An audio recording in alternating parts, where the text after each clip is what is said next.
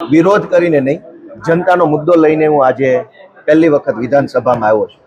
આખા ગુજરાતના રોડ રસ્તાઓ ભયંકર હદે તૂટેલી ફૂટેલી ખાડાવાળી હાલતમાં છે. લોકોના શરીરને, જાનમાલને, વાહનોને નુકસાન થઈ રહ્યું છે.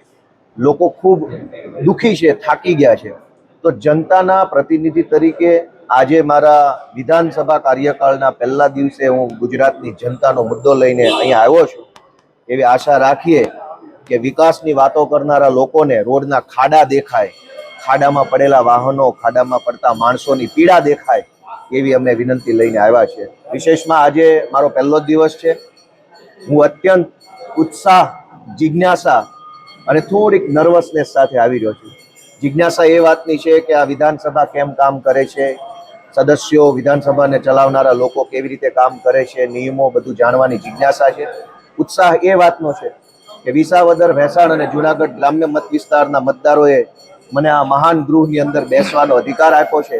સવાલો અંદર જાઓ પછી ખબર પડે, કેમ કે સવાલો ડ્રો સિસ્ટમથી નક્કી થાય છે. મેં 18 જેટલા સવાલો, 4 જેટલી નોટિસો, એક ટૂંકી મુદતની નોટિસ, એમ કરીને 25 જેટલા પ્રશ્નો મેં સરકારને પૂછ્યા છે. એમાંથી મારા કેટલા પ્રશ્નો સરકારે પસંદ કર્યા છે એ હું અંદર જાઉં પછી મને ખ્યાલ આવશે.